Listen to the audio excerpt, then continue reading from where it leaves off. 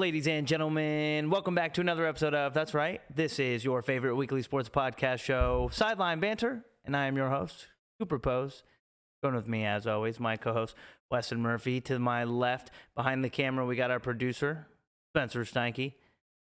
And again, this is... Going hard. This is Sideline Banter, and tonight, we're going to bring you guys a very special episode. As you'll see, I am dressed up in as nice as I can be. Weston Murphy himself is in a nice suit and a bow tie. And I got my draft day spectacular shirt on. Spencer doesn't have anything nice on because he's behind the camera. You can't see him, but you're it. Oh, he's dressed nice. He's dressed nice. Except that Lakers hat.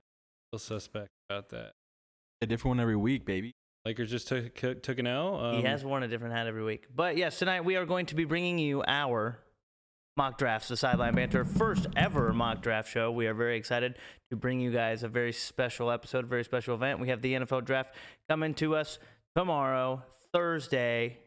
Oh, yeah. At, I believe, like probably 5:30, 6, somewhere in that time range. It takes forever, though. It does take forever. We got to Pat McAfee draft. Best. Yeah, but make sure you watch our draft show before you watch the Pat McAfee draft show. Yeah, wouldn't you say? Hey, I'm not going to hold you. I'm watching Pat's no matter what, but definitely throw ours on in the morning. Get your spirits going before the draft. Get your spirits going before the draft. Before we move on, though, don't forget to follow us at _Sideline Banter on Instagram and Twitter, at Sideline Banter on YouTube. Hit that like, subscribe button. Download our episodes on Spotify and Apple Pod, anywhere that you listen to podcasts as well. We are very excited to bring you guys another exciting electric episode. No sweep in the socials this week. Might get to some NBA talk if we have time. Took a pulse of the people, though. NBA playoffs have been electric. Crazy. Especially this week. A lot of 3-1 leads right now. 3-1 leads that are maybe turning into 3-2 leads. Maybe turn into 4-1 series closers. Lakers took an L tonight. They are 3-2 now up against Suns Memphis closed out Grizzlies. at home. Suns closed out at home yesterday. We are waiting to hear about the Milwaukee Bucks and the Miami Heat game. Miami leads that series right now 3-1 after Jimmy Butler's 56-point performance against Milwaukee. So it should be interesting.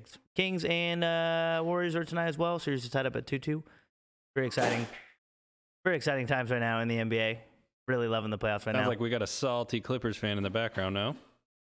Dude just had to slam something because he's pissed that we said the Suns. We do have a Clippers fan in the house. I forgot.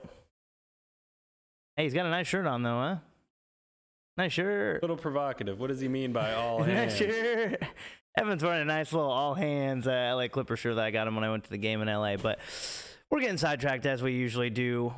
Before we get to the NFL mock draft for mine and Weston, we did take a poll this week from the people. We asked you guys to... We'll sweep in the social segment, just not asking the people. Send us something. What do you mean we asked them to send us something? Yeah. Whatever. But we did ask you guys to send us in your favorite NFL draft day fits. Got a couple good ones that we wanted to throw up on the screen. We appreciate all you guys who did participate with us this week. And let's go ahead and roll right into it. Let's start with the very first one. Blake Elliott submitted this one of Baker Mayfield. Yeah. Looks like a play-in on the Brett Favre famous draft day picture. Not a fan. Not a fan as well. Weston, what would you rate this picture? 1 out of 10. So obviously the effort in this photo is undeniable. Look at that. We have multiple people wearing wigs in this picture. If you really zoom in, this guy in the striped shirt on the left, is that Danny Dimes somehow hit a time machine and then he just that does came kind of out? look like Danny Dimes. And he was at Baker Mayfield's draft party, but no. Yeah, obviously we have some T-shirts that were made with some Sharpie marker, and we have people wearing wigs really to recreate this photo here.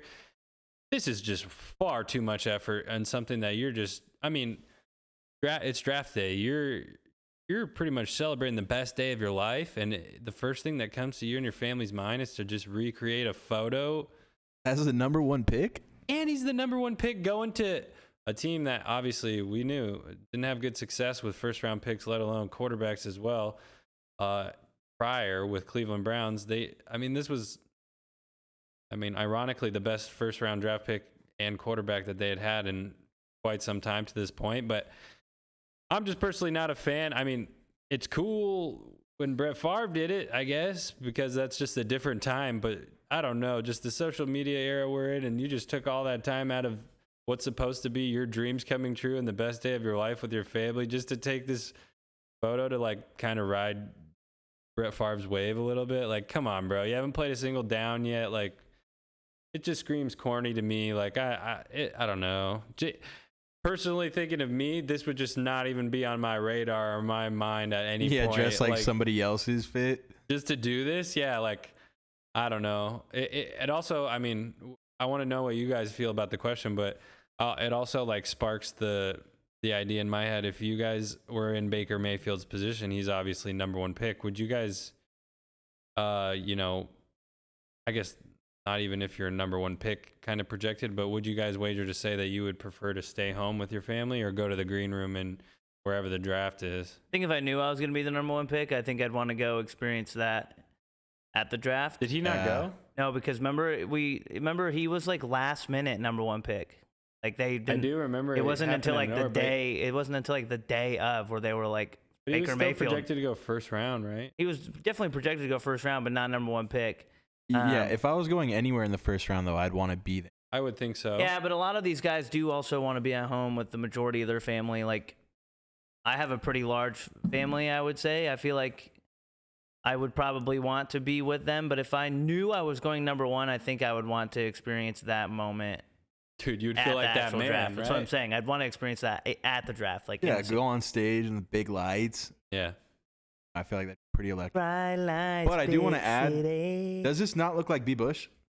Low key, that does look like Braden. Slightly. Actually, yeah, it does. Braden with a nicely groomed beard, it does kind of look Does like kind him. of look like B. Bush a little bit. Shout out B. Bush. And dude, I can't fucking stop looking at that kid. He looks just like Danny Dimes. He does look like Danny Dimes. It's actually funny. He looks like a very less athletically built Danny Dimes. Yeah. But, I just hate this too, like the wigs, like in shit, like this fucking guy in the background. He looks like Henry Winkler mixed with Archie Manning, bro. He's just fucking posted back there. Like, come on, man. Yeah, I don't like how his dad's hand is just like That's his awkwardly. dad? I'm assuming that's his dad. Bro, that is literally Henry But like Winkler. why is it looks like his hand is just like not even like it doesn't even look his hand's there to look like he's like leaning against the wall, I feel like, and it looks like he's not even leaning. He's just literally got his hand just. Well, they're probably just recreating the photo. That's probably how that wasn't some weird random. No, guy. I get that, but it almost looks uncomfortable in my opinion. Like I'm looking at the actual. And this girl below him just staring right into the camera. I'm looking at the actual Brett Favre picture right now, and that. Yeah, no, the guy who's leaning up against the wall and the actual is like clearly leaning, like he's clearly like body is leaning. Guy's got no weight on it. To post up on the wall. The guy in Baker Mayfield has zero weight. Yeah, either way, I'll give this a 5 out of 10. Not my flavor. I mean, the effort's there obviously, and it's cool because you went number one overall, but not my cup of tea. Not really what I would envision doing on the day that all my dreams came true. And yeah, I feel like this is something that I would do like maybe a couple days after I was drafted. Yeah, in the moment. Yeah, come on, for sure. Maybe like later evening type thing, you know. But they clearly went to the effort to do this. The shirts were not made. These shirts were made like a week in advance. Had to have maybe night before. Something, yeah, something like that. Yeah, I would say for creativity. Definitely in terms of creativity, thought process, all that, I'd probably give it like a solid 7 or 8. But in terms of the actual draft day fit, the picture, all that, I would probably give it like a 6. Okay, so then what would you give Brett Favre? Well, Brett Favre's was like in the moment. Yeah, I feel that's like. that's just nonchalant. Brett Favre's is like a legendary picture. That's why he's. Have you seen so the original? What would you rate Favre? I would probably rate Favre's like probably a solid like probably like an 8. Probably like an 8. Funny too, because he's definitely wearing American Eagle jorts. Like I had those same exact jorts growing up, not in like 100%. Well, because Brett Favre went second round with the 33rd overall pick, so he was technically the first pick of the second round. So, well, no, not technically. Right? He was. Sorry, he was the first pick of the second round. Second pick of the second round. He was only 31 in a round. 32. Yeah, 91 though. There might have been only 91. There might have only been. I don't know. Yeah, first or second in the second round. But yeah, Favre seems more like natural, you know, and that's the first time they did it. His is organic. His was organic. They're clearly recreating. What year was it? I find it hard. 1991. 99. I find it hard to imagine that Brett Favre's whole entire family was crammed in this room when Brett Favre got this call. They probably went in there, and at the moment, they all ran in with him. Because, I mean, if you've seen draft day videos, a lot of times the guys try to get out of the room that they're in so that their family's not super loud, and then sometimes people follow them out. Like Baker Mayfield's whole family crammed into this tiny bedroom to recreate this picture, which, again, you know, it's cool because their family did it, but, you know, hey, that's just our opinion. I'm going to give it a 6. Moving on. Next photo. Thanks, Blake Elliott. All right, so we got Danny Shelton. What was he, like 2018? He was a 12th overall pick, also by the Cleveland Browns, I believe. Defensive lineman. Where did he go? Washington. Damn, that was all off the brain. I think he was a top 5 pick. I think it was 12.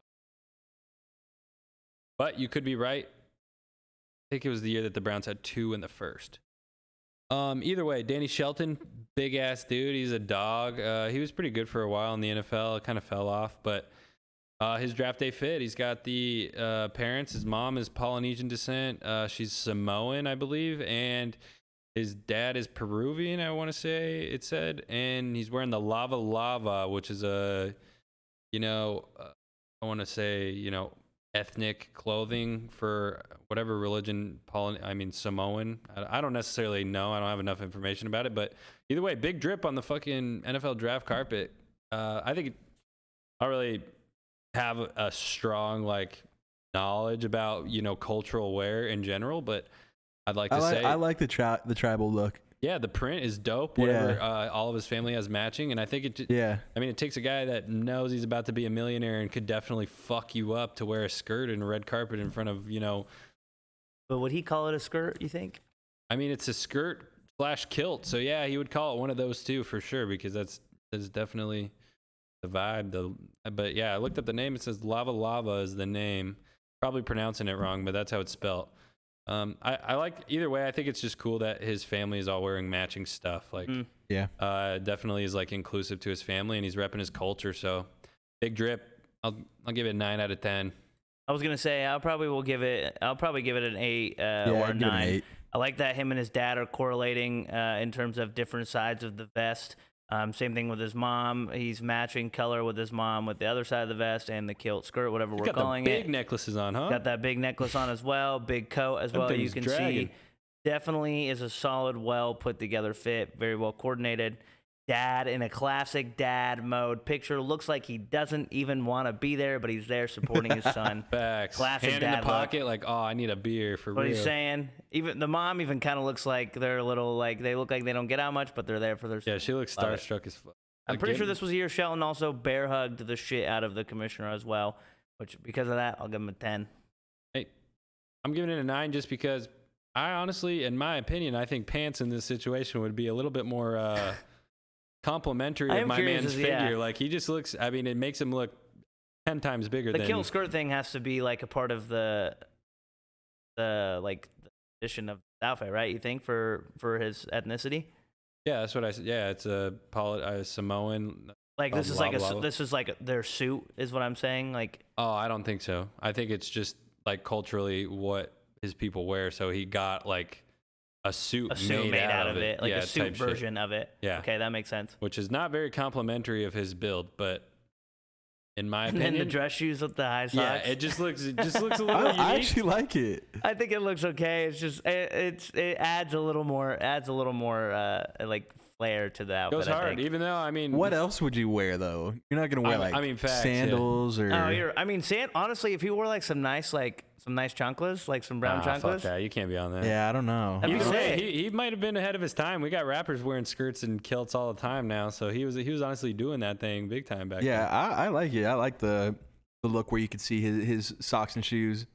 I fuck with it. I thought you were gonna say something else, but go ahead. We'll go ahead and move on to the next one, huh? Socks and. All right.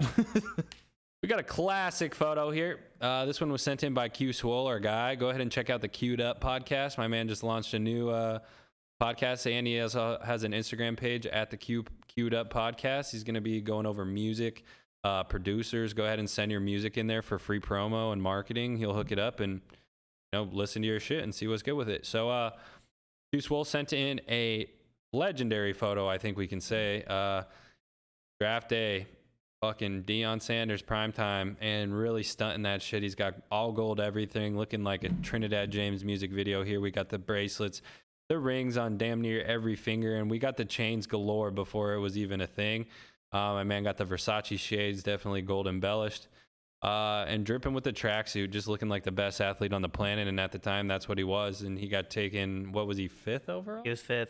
5th overall. Also getting Falcons, interviewed mid-draft as well. When was the last time you saw somebody somebody came to this man's home interviewing him while the draft was going on before he got drafted and literally drafted while he's getting in? Big facts. I mean, at that time, he was it. He was the superstar. They wanted to see what, Deion was going to do type shit. Florida State, one of the best of all time in college football history. So yeah, this lady looks familiar as well. Looks like she's still an anchor now. I don't remember her name. Yeah, she's I think she's with NBC now. Maybe I don't remember. Yeah, either way, he does a lot of like the Brian Gumble stuff, like that HBO show. Facts. That makes sense. Either way, it's probably kind of discouraging looking at the colors he's wearing, huh? It could have been a Steeler. He's got the Migos drip though, the all gold everything. The black and yellow jumpsuit with the white trim. I'm gonna go ahead and give it an 8.5. Not my. I'm for that time as well. I think this is probably a premier sweatsuit. He's got the what's that hairstyle called? The perm. Got the Jerry curl, baby. Jerry curl. Sorry. Yeah, he's dripped up, bro. Give me an 8.5, 9. Prime looks clean, bro. Interesting over there. We just heard some screams in the background. Everyone's okay? I think. I don't know. Maybe. Yeah, who knows? I guess we'll find out during the show. Did that pick up, Spence?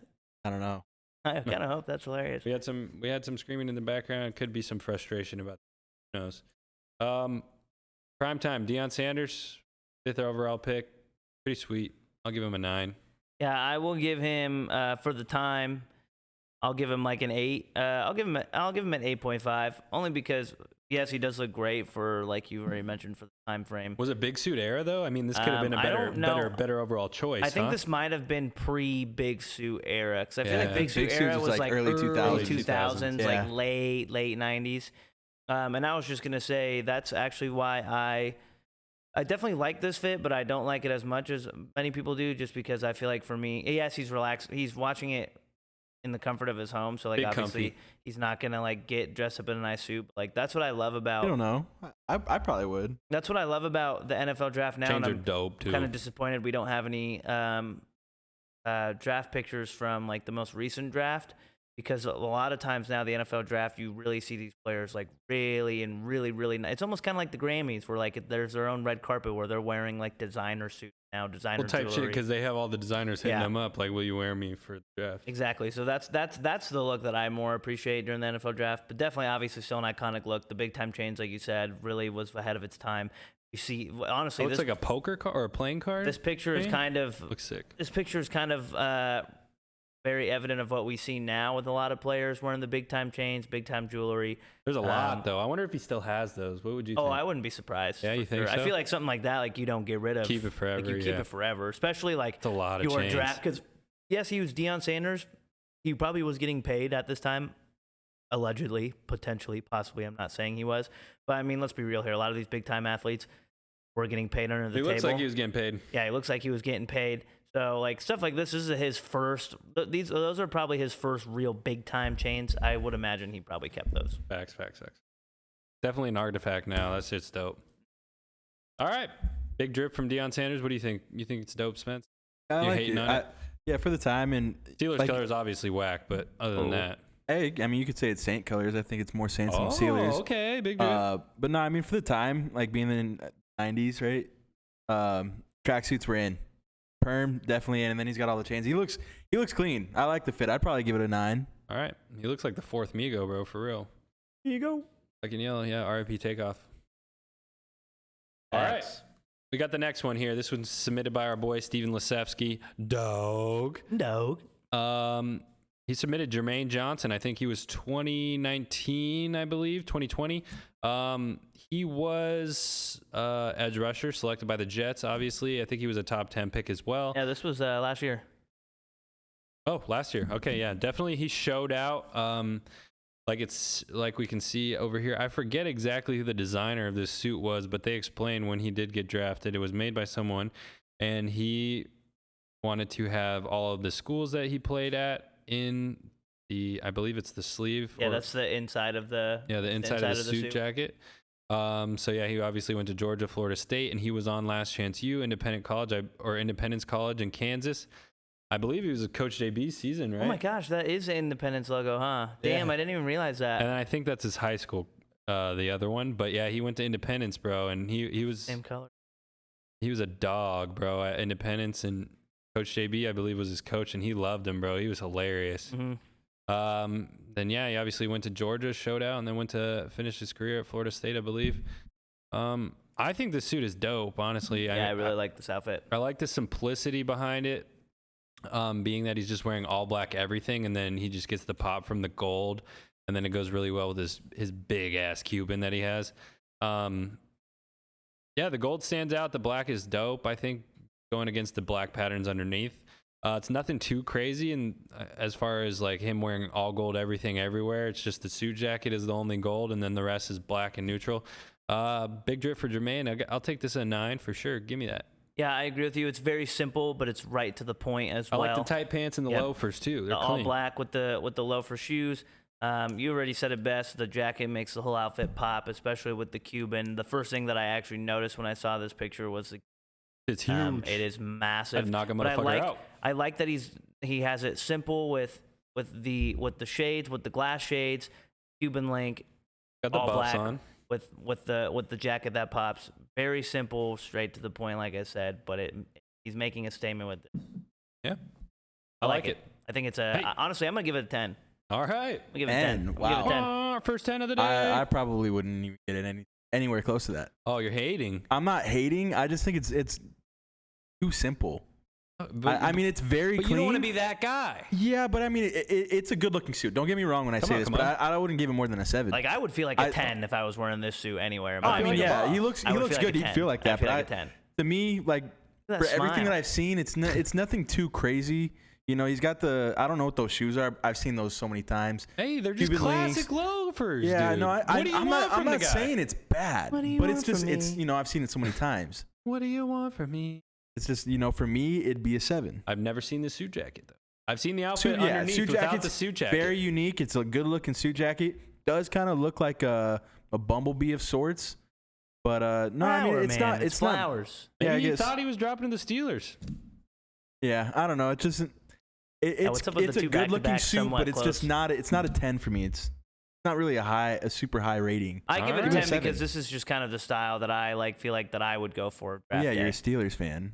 No, not the color. I just like how simple it is. Like whenever I try to go to weddings and stuff like that, or nice dress up, I try to keep it simple, but flashy in ways if you can. But it's draft night. But we have the information Who knows? here. Spence Who is the knows hard if you're one to gonna get please. on the stage Spence is again? hard one Like to I don't please. know. Well, Especially with This all- next one is fantastic. all the designers that they have access to and everything. Like I feel like you could have done something.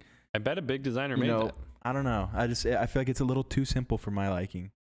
All right, next photo. We got Devin Bush, big drip. I was a fan of this whenever he wore this, honestly. It went insane. I was too. It got a lot of hate though. Oh, yeah, because it was way new age. This is 2019, so Yeah. he's definitely on his fucking Cardi, Destroy Lonely type vibes right now. The only thing I don't love about this is the pants. I don't like that they split at the end. Yeah, that's a little. I would have worn different shoes as well. I don't like that he's wearing those Yeah. shoes for some reason. Those just look like plain coach shoes, but those are probably Alexander McQueen. It looks like, Yeah. but yeah, they look a little with that fit. But I don't know, that little crossbody shit is fucking hard. He It's looks hard. like It's tough. he looks like a stormtrooper type vibes, and he's really giving big new age stormtrooper vibes with the crossbody with the glasses type of thing. It's kind of With cool. the fucking headphones on Yeah, too. with the headphones too, The just headphones tranced are out. hilarious to me, Hella, dude. bro. And if he got paid to wear those, that's Oh, he probably gangster did. as Yeah. fuck. All these dudes probably got paid to wear some sort of like all the jewelry and shit that they wear. Actually, no, because they probably get that shit for free. But you're right. If they're wearing headphones or something like that, they're definitely getting paid, I bet. Yeah, chest with the tats showing, clean. I hope he Yeah. didn't decide to just wear those Bose headphones. Yeah, Yeah. just because. They do kind of make the outfit, I feel like, in a way. You know what I mean? It's like the it's like a prop. It's like an added accessory that Yeah. he needed. Yeah, but But- I would have picked different shoes, and Yeah. I think that it either needed to be like you said, the pants needed to be closed at the bottom, and he could wear those shoes maybe, and they would look better, or it needs to be different shoes with the slit at the top. With the open pants. Yeah, because I think something about that is throwing me off. But other than that, I love the suit top. I think it's clean. Suit top is very clean. Chain's clean. Accessories are nice. Yeah. What would you rate it? Yeah, just the only shoes pants thing throwing me off. Give me an 8.5. 8. Yeah, that's what 8.5 is what I had in my head. This is what I'm thinking. Like, this is 2019. The last guy was last draft, 2022? Last draft was 2022, yeah. See, that's what I mean. This guy's a little bit ahead of the time. Like, I like how different this is. I'm curious as to what we're going to see tomorrow. It's just new age, you know. I like the drip, and this was the year before the COVID draft, it's too. still simple. Like, this is still like, I don't know. It's not too much going on. There's not a whole lot of color. It's just black and white. Yeah, but it still is like, what the fuck is he wearing? There is kind of a lot going on, but that's kind of what I like about it. Yeah, exactly. 100%. Like when I remember when Pittsburgh drafted him and he walked across stage, I remember I was like, what is this guy wearing? And then as they showed him more, I was like, damn, that shit's it's fire. clean. Yeah. But I agree with you. The shoes definitely didn't really.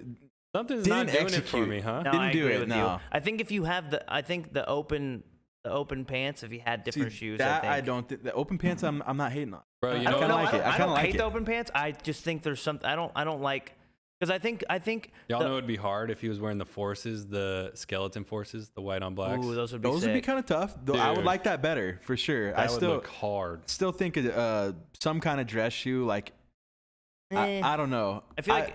But he's not wearing a dress shoe now. He's wearing McQueen's. Yeah, that's what I mean. If he was in something like, nice Italian leather, that might something hit. Maybe a little bit glossy. I don't know. I'd have to. Maybe like some not really looking at these new shoes, these new dress shoes. I'm not, on this NFL what drip. What are those shoes called with the spikes? Louboutins. He could wear some Louboutins. Are those Louis? Those aren't. Christian Louboutin. Yeah, those ones might be okay. I don't know. Not a huge fan of those either. The all black spikes would work. Sick. That's what I'm saying. The all black spikes. Yeah, they would. Yeah, I'm gonna give it a solid. I'm gonna give it an 8. I'd give it an 8.5. Shout out Devin Bush. Got drafted to a shitty team. He was definitely upset about that. This is the last one. Okay, first of all, all right. We're not gonna get that. All right, we got the next one. Probably the worst one of the bunch. Dude, this dude's looking like a straight Puerto Rican. Why is his beard so fucking crispy right there? Connor Pose for the. He said he needed to make sure we had this one. Connor hating ass Pose. Shout out Ambrose Liam Pose, newest of the fam. Shout out. I hope your dad doesn't subject you to being a Vikings fan. That'd be a tough L. Late. But we got Ezekiel Elliott here. I think it was 2016 NFL draft. Obviously went to America's team, the Dallas Cowboys. Ironically enough, wearing the white with the blue. So he looks like he was ready to go. You want me to read it exactly what Connor said? Sure, go ahead. Said, can you also mark down Zeke Elliott's draft fit as one of the stupidest ever? I agree. Fair. I mean, I'm honestly not At the gonna time, lie. though, this was cool. The whole, the Zeke started a movement with the whole belly riding up. the wave. Nah, dude, I don't know about that. Bro, yes, he did. No, I know he did, but the crop top like done here.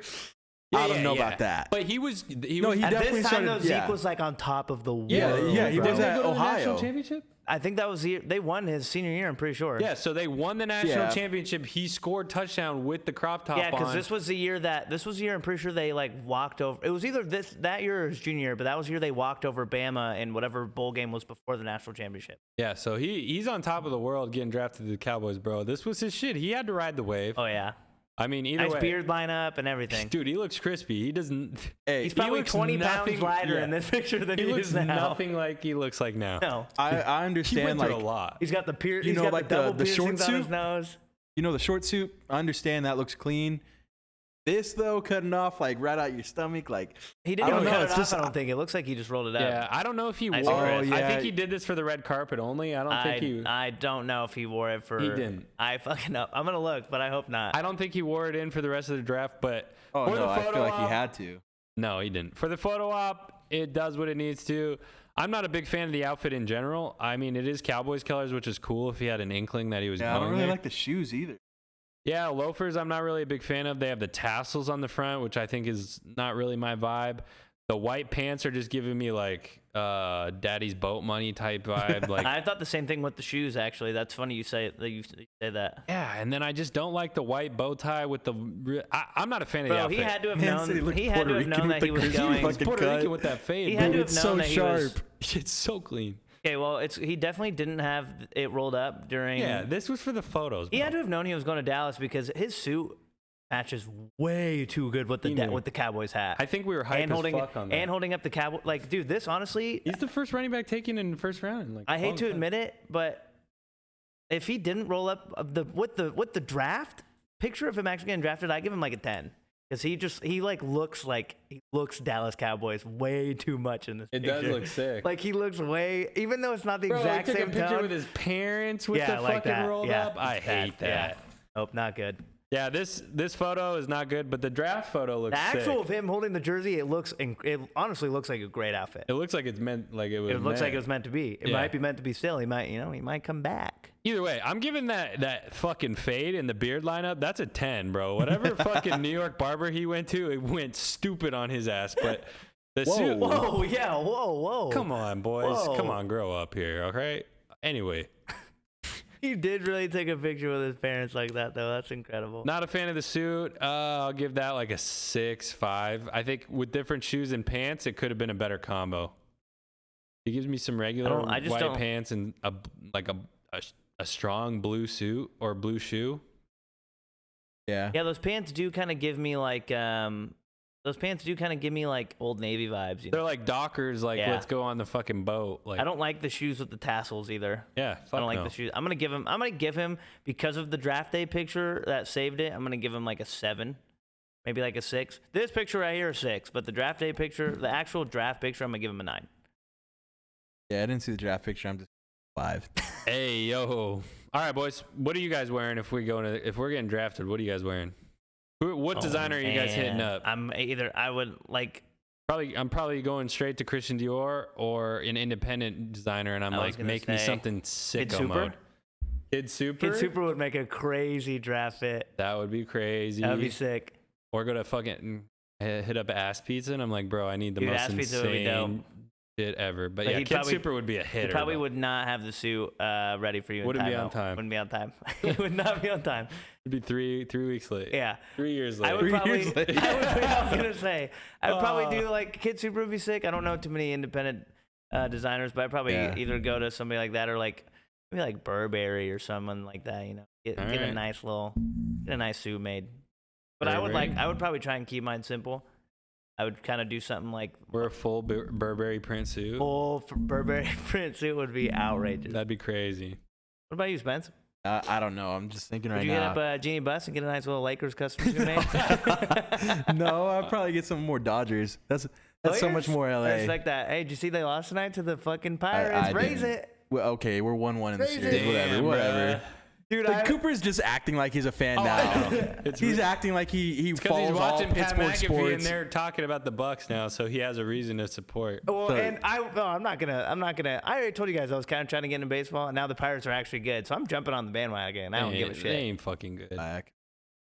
No, I don't know what I'd do. I'll be honest. I liked Caleb Williams' suit. I know SC guy, right? SC players, but no, I actually really liked that Gucci Adidas fit. Just not the shoes. That fit was The, sick. the shoes that he had with it weren't really my style, but I don't know. I'd probably go something super basic like Louis Vuitton. He's already getting a lot of hype right now. I love Louis pieces. I don't really know how Yeah. their suits and everything are, but LV I- monogram suit, that'd be hard. You know who Yeah. I'd get to make my suit? I'd get a nice Common Hype suit. Oh, shout out Common Hype. What's up, boys? Had to drop that in there. You would definitely be wearing Common Hype they socks. probably get, Oh, for sure. they I'd get be you looking wearing, right. I'd for sure be wearing Common Hype socks, no doubt. At least the I got socks. Common Hype socks on right now. Let's go. But yeah, thank you guys for tuning in to us rating the suits. Had a good time with that. Hopefully, you Wearing know. the fits. Yeah, dude. Thanks everybody for sending in their fits. Blake Elliott, Steven Lesevsky, Connor Pose. Q Swole, Connor. Usual. So we went through the draft fits, and We're really here to do a mock draft. We're going to do mock draft, baby. So what we're going to do with this mock draft is me and Weston are both. We're going to go through all 32 picks. We're going to try not to take as long as the usual picks because I think they get, like 10 minutes between picks? Yeah, Spence is going to put us on a sharp clock here, huh? Yeah, we're going to try and make our decisions as fast as possible. Me and Weston both have our own mock draft. If we don't make the pick within 30 seconds, Spence will tase us. Whoa, I was not made aware of that before the show. Is that a real thing? Yeah. Yeah, check under your seat. That'd be crazy. Or he just pulls out a paintball gun and he starts shooting us. That'd actually be funny. You should have done that. Yeah, that would have been content, hilarious. baby. But yeah, so me and Weston are both going to do our own mock drafts. What you guys will see up on the screen, Spencer, our lovely producer, created an incredible draft board for us, SLB Mock Draft Round 1, with each team's picks, each team's needs. And yeah, let's go ahead and get this going. Carolina Panthers are on the clock officially. Carolina has made waves, I would say, recently with who they are going to pick with the number 1 pick, not really knowing who they're going to pick, and then yesterday saying they have a consensus pick. Yeah, they moved up to the first spot, too, in the offseason, so definitely found someone that they fell in love with, that they felt a desire to move up. I feel like me and you are going to go similar route here. Yeah, for sure. We got QB, obviously a big need, and I think at this point a QB is going to have to be with the first pick. Unanimous favorite right now, minus 1050 to go first. So you're just going to put in Bryce Young, huh? The Steph Curry of football. Yeah, I'm going to do Bryce Young. All right. So I feel like it's just too hard for them not to go Bryce Young. He's starting to really show that he is the best quarterback in this draft, and I think what's obviously his size is the biggest worry, but I think his brains and mechanics are what is really putting him over C.J. Stroud and the other quarterbacks. Got the it factor, too. He does have the it factor as well. And I mean, he went to Bama, and not only did he go to Bama, he won a lot of football games with them. Didn't win the big one, unfortunately, but I feel like you can't hold that against him because, honestly, I feel like recently, ever since the college football playoffs rework, a lot of teams are starting to catch up to Bama. Yeah, it's definitely been tighter, especially in that SEC. Georgia's obviously neck and neck with them at this point, but other teams have, Alabama, arguably Bryce Young's the best quarterback that Alabama's ever had, and they still obviously didn't win the national championship this year and were in close contention last year as well. So I think your point is very true that the competition in the SEC especially is obviously rising to the top with Alabama. Who just won it this year? I already forgot. Georgia. That's right. Yeah, Stetson Bennett cleaned up again. So, right. I mean, we saw the 26-year-old. My number 2 pick, actually. Stetson Bennett not even projected to go in the first round, and we got Bryce Young. A lot of people are thinking he might go undrafted. Which is wild. I hope the Cowboys pick him up at that point because he, I think, is going to be a diamond in the rough type of situation if you get him where you can. I like him. You don't reach for it. All right. So, second pick here, we have the Houston Texans. As we can see on the screen, they have a lot of needs, have a new coach in D'Amico Ryans coming in from San Francisco. They definitely need a quarterback because they don't got one over there besides Davis, long neck, Daddy Mills. Need an edge rusher as well as a D lineman, even though they got Roy Lopez over there still putting in work for the Houston Texans. Shout out Mesquite High School. Coop. Are they going to go quarterback or are they going to go edge rusher? So what do you got? This pick has been really tough for me because I think there's 3 really solid picks here that Houston could go with that honestly couldn't be bad for them in my opinion. You can go Will Anderson Jr. from Alabama. You can go C.J. Stroud. You can go Jalen Carter. But I think what Houston's going to do here, they have the 12th pick. I don't think D'Amico Ryans is in any rush at all, and he knows that that organization is going to give him plenty of time to revive that franchise. I think they go defense here, and I think they go Will Anderson. Oh, okay. Shock in the world. Cooper went a little bit further away from where I think. I think it just makes too much sense. I'm just going to keep it simple, stupid. I also like the idea as far as them going defense because D'Amico Ryans, if you go ahead and think back to all the success that the 49ers have generated, what is it all comprised of? Dominant D-line players. You had Eric Armstead. You had Solomon Thomas out of Stanford back in the day. Obviously, Nick Bosa now. You've had a bunch of guys cycle in. They've always had a dominant defensive line, especially in the NFC, which has proven to be vital. Always the reason why we see them in the NFC Championship. It's because they can get to the quarterback and they can stop the run when it comes down to it. So I think that they ultimately keep the same logic here in Houston that is reminiscent of the success that San Francisco had with the Miko Ryans calling the defense. Give me Tyree Wilson out of Houston to stay hometown. Like that. I think that your sentiment of them having the 12th pick also plays into what we see them do later, but I think that they go Tyree Wilson now and try to get the most dominant, potentially quarterback getter in the draft. Will Anderson is not a bad pick at all. Obviously, he's probably more of a bona fide, successor, but I think the upside with Tyree Wilson is a little bit better. I respect that. I saw Tyree Wilson top 5 pick in a lot of mock drafts. Well, kind of surprising to me because I didn't know too much about him. I think just because he's a Texas Tech guy, and unless his stock has risen a lot. Yeah, his stock has risen a lot. We've seen a lot of guys stocks really rise a lot in this. But what's smoke and what's real? And we're hearing a lot of that about a certain quarterback that you are not very high on. Hey, all right, what do we got next? We got the hometown Arizona Cardinals, and obviously we don't have trades in here, but I think. I was gonna say. I think movement is inevitable. So movement is inevitable here. Don't take our picks too heavily here because I think there's going to be a lot. Theoretically we're the mock draft is if there are no trades, which I think honestly with the way that the quarterbacks have been kind of shaking up, I can't imagine like if Houston doesn't pick a quarterback at the second pick, I don't think we see Indianapolis try to move up past the Cardinals. Nope. I still think we could potentially see Tennessee move up into that top 5, top 4. Yep. But I think they could get this pick. Realistically, I think they could get this pick as well. And honestly, I would like to hypothetically project a Titans-Cardinals trade of some sort. I think Cardinals should trade back. Cardinals I don't know if they're going to do it. And but my pick for them right now, we're going to go ahead and make this without any trades. Yes, the Cardinals have some needs. They lost a couple key players in free agency this year. Byron Murphy. I'm forgetting his name already, which is so horrible. But he was their pass rusher, signed with Denver. Big guy, big white guy, 94. Zach Allen. Yeah. D-line, edge is somewhat of a need. I don't think running back is a massive need for them because they have Connor. He played well the last few years. Obviously, they're not going to go running back here with the 3rd pick. I don't think they're going to go D-line, though.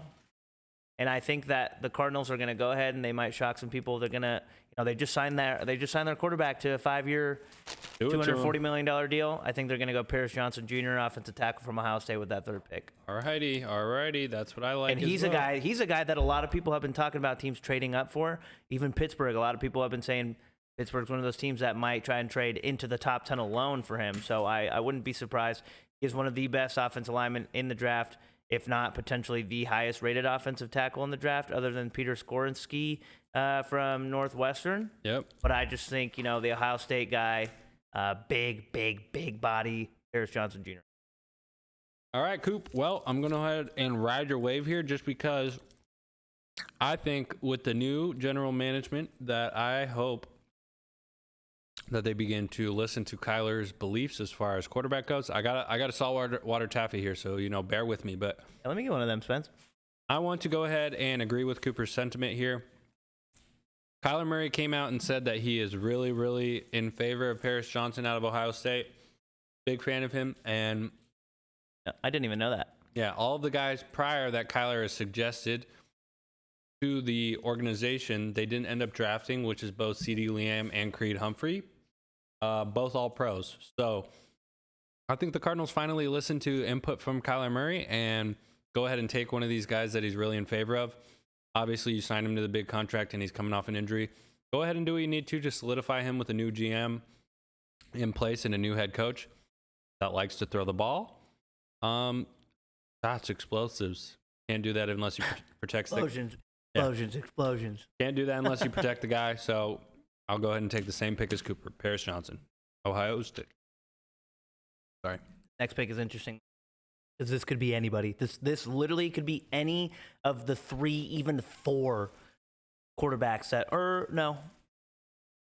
any of the 4. Any of the 4 quarterbacks that have been selected yet. Indianapolis could literally go anywhere with this pick right here, especially if they don't trade up for the number 3. And I find it really, really hard to believe they don't go quarterback here, and I don't think it's going to be Stroud. I think it's Will Levis. It is. I think they're gonna fuck up and do it. I really think it might be. But honestly, You think it's Anthony? I think it's gonna be Anthony. No way. I think they're gonna go Anthony. Yep. That's crazy. I think they're going to go Anthony. The Colts, because they had so much success with a quarterback like him before, and before I say this, Andrew Luck, I am not comparing him to Andrew Luck, but they were similar in terms of both had big-time arms, weren't freakishly athletic, but were athletic enough to make plays. Dude, Luck was freakishly athletic. And Luck was definitely freakishly athletic, yes, correct, for the type of build he was, for the type of quarterback he was. And the generation. For sure. And the generation, no doubt. And I think he tested insanely, too, at the Combine. Richardson did? No. Well, obviously, but Luck. Do you know what his cognitive or whatever score was? I think it was pretty. But yeah, I think I feel like Indianapolis is at a point right now where they have taken too many opportunities with quarterbacks that they've wasted their time on. And I'm not saying Anthony Richardson is that guy who's gonna I'm not saying he's gonna be the future, but in my opinion, he's somebody that I think I would rather take a shot on over Will Levis, who just as of recently his stock is starting to rise. I just don't see that happening. I think it's gonna be Anthony Richardson. Okay. I honestly like this pick a lot too from Cooper. I wanna damn near say the same thing just because the coach that the Colts acquired from the Eagles obviously ran the Eagles offense last year with Jalen Hurts. So having a running quarterback is proven vital in his offense, but he also went on the Pat McAfee show and said that he's looking to curate his offense for that type of player. The Jalen Hurts situation just kind of happened naturally. So I would say optimally he would want another quarterback that's very versatile and could move the ball on the ground. But I also am like, you have CJ Stroud there. Why wouldn't you take him type of situation? So I'm very, very torn because I also think that they have been linked to Will Levis a lot of the time in the draft. And they've also, I think, come out publicly and said that they were leaning towards Levis type of thing. Who else came out and said that yesterday? England. Really? England said they are very hot on him. And did you see the proposed trade today on Pat? No, I didn't watch Pat today. Patriots moving up to take that second pick from Houston. Really? Yeah, and giving them Mac Jones. Move up to take if I was Houston, I wouldn't want Mac Jones. Maybe actually I would take him to have him on the roster and then maybe still draft a quarterback, but it would be for a first swap and then they get a second and then a first in 2024 and then Mac Jones. I'm trying to find this article, but yeah, right here. Patriots have real interest in Will Levis. Yeah, I don't know. There's just so much smoke. I really don't know what to take. And this, we could be completely wrong here because honestly, the second pick could have clearly just been Stroud. Wow. Did you see the odds for him being number one pick? Will Levis? Yesterday they were 4,000 to 400. They went from plus 4,000 to plus 500 as of yesterday. It's probably changed today. Yeah, that's just because some guy that made a Reddit account, I think a month ago, posted that he's telling friends and family that he's going number one overall. Fourth pick, I'm going to go ahead and say Will Levis. I think the Colts do it. I was just about to say, it sounds like you're talking yourself into it. Yeah, I think that Jim Irsay is going to fuck this up somehow, Chris Ballard type of situation, and put Will Levis in that situation. I don't necessarily know if that's the coach or the guy that Shane Steichen might want, but who knows? I think that Will Levis might just somehow end up being a Colt because it just looks like it makes sense to me. So it does kind of feel like it does, but that's how I feel with Anthony Richardson. Whenever I picture him in the NFL, the first uniform that I think of is him in a Colts uniform. I can't see him in a Panther uniform.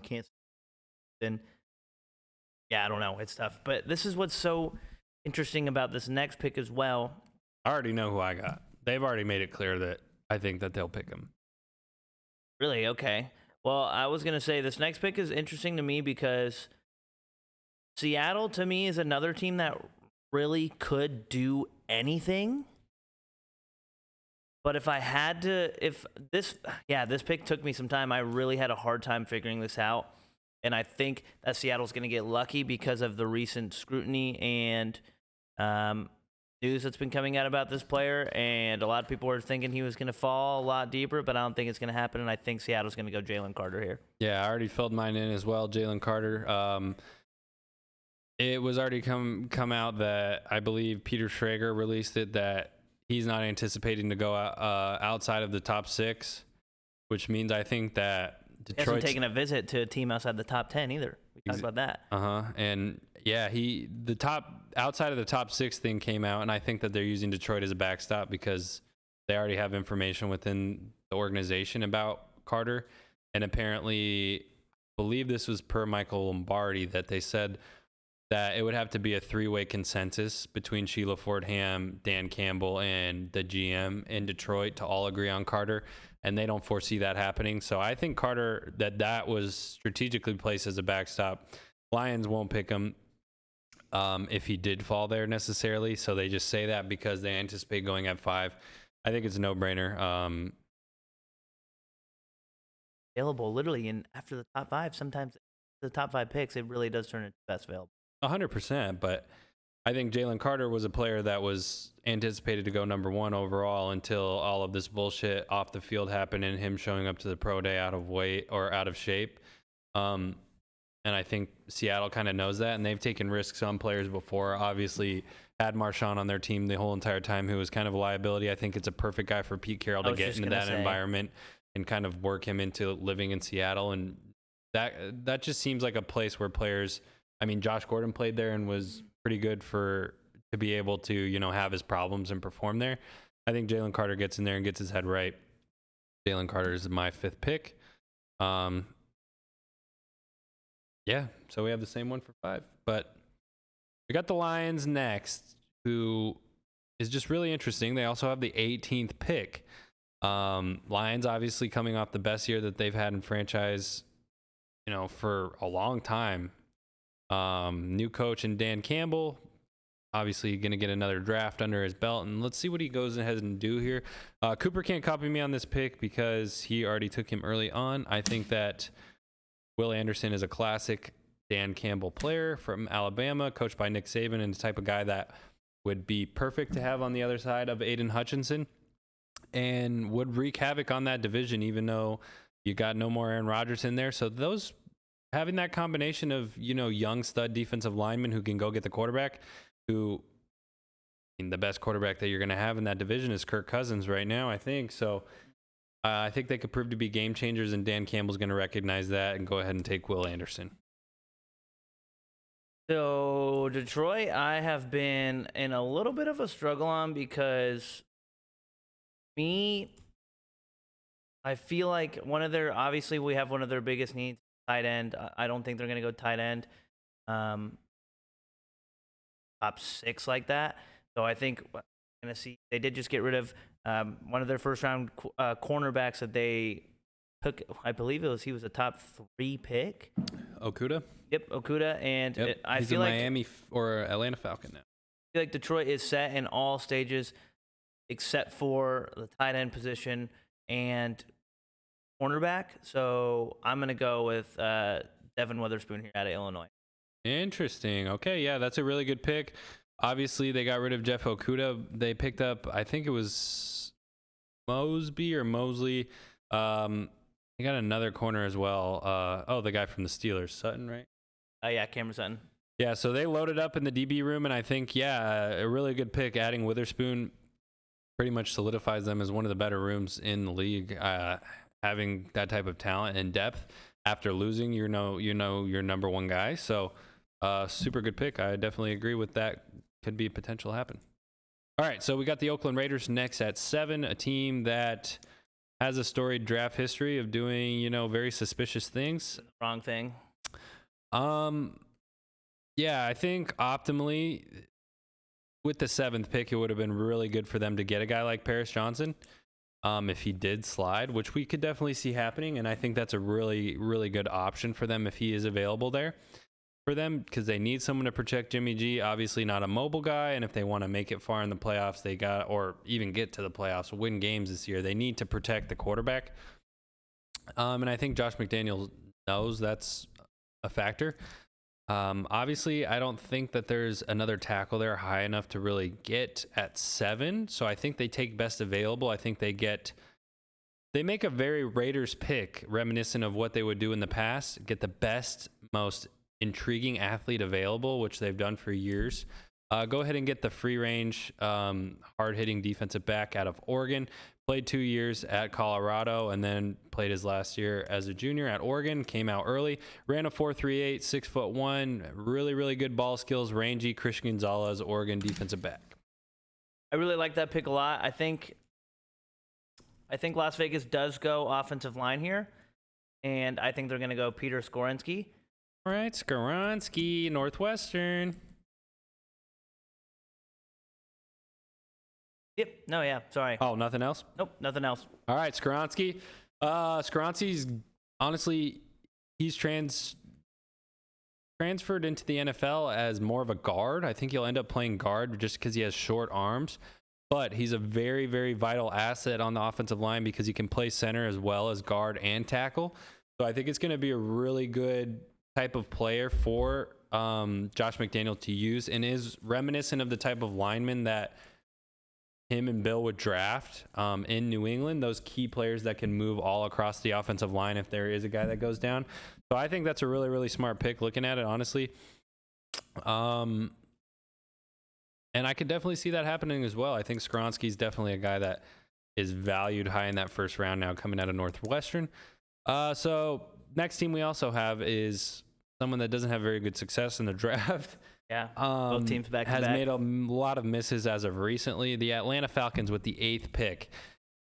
I think this one's really, really interesting because they have a lot of needs, as you guys can see on our chart here. They need a QB because they got Ritter and they had Mariota as well last year in that carousel. I don't know who's going to play for them at QB.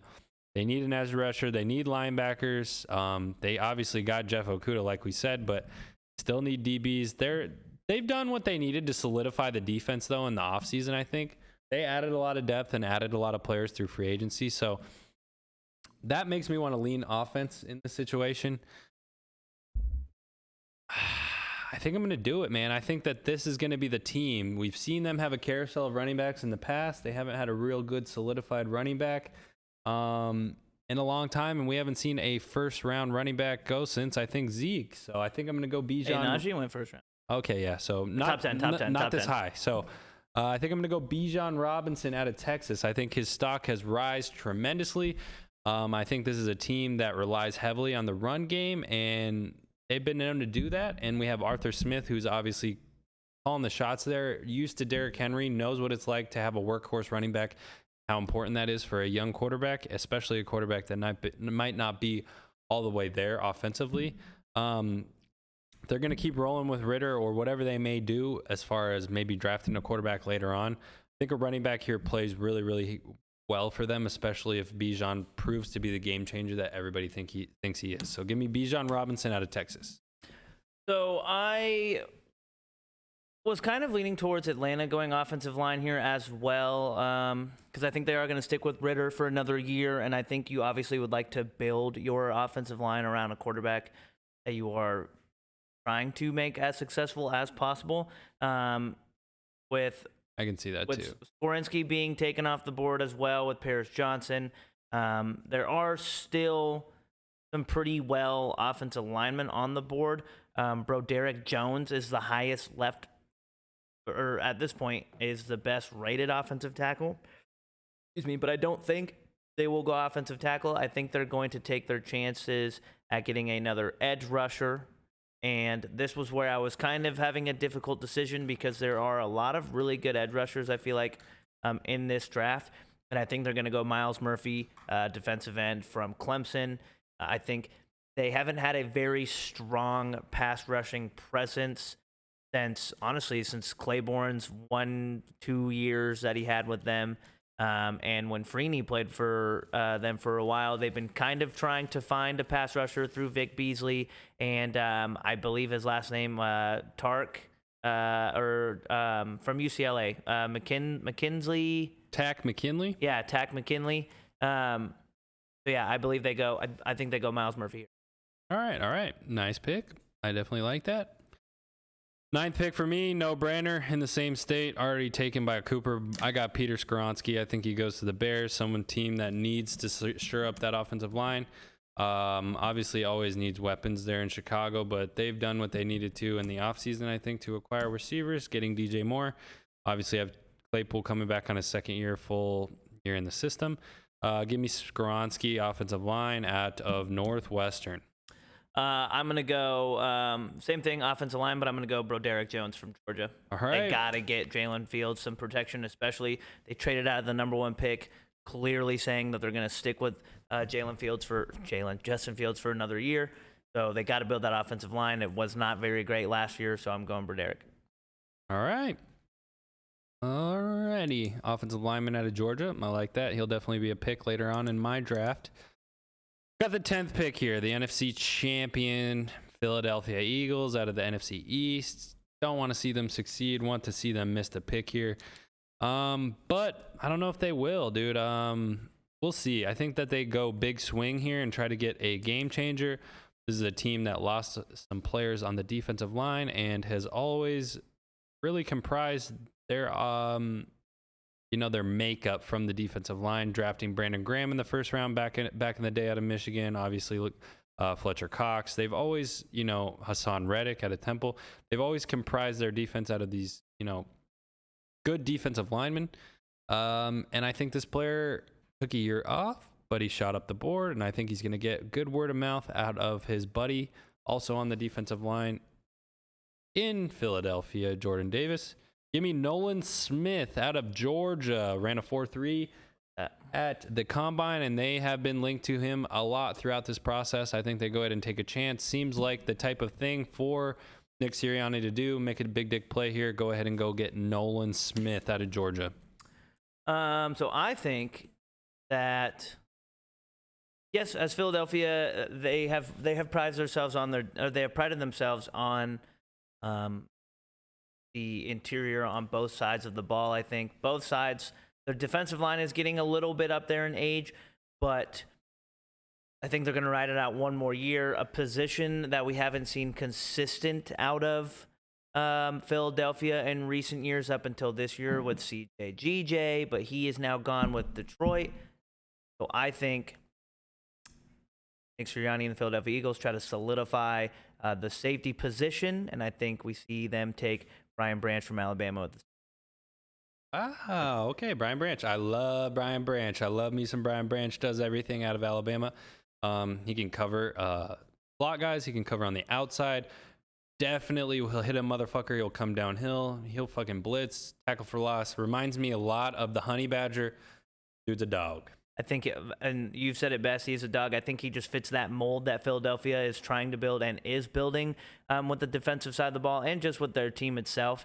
They want a lot of guys who are dogs and a lot of guys who are going to get down in the mud and get dirty. Facts. He is somebody, I think. I can see it. To build Give me off Brian of, Dawkins vibes, huh? Yeah, somebody to build off of what that defense kind of getting up there in age, a young player. A lot of times you think you'd start with a core inside linebacker or linebacker in general or defensive lineman of some sort. They did lose 2 linebackers. They did lose 2 linebackers. But they also lost DBs. I think they lost safety, yeah, GJ. Yeah, they lost GJ. They did re-sign Slay, but yeah, I think Brian Branch. I think they go Brian Branch. I like that a lot. All right, I'm very conflicted here because I have CJ Stroud and Anthony Richardson both available here, and I see them going in the next 2 picks to either team in my mock draft. Being the Tennessee Titans and the Houston Texans. I am just not too sure which one goes where and why.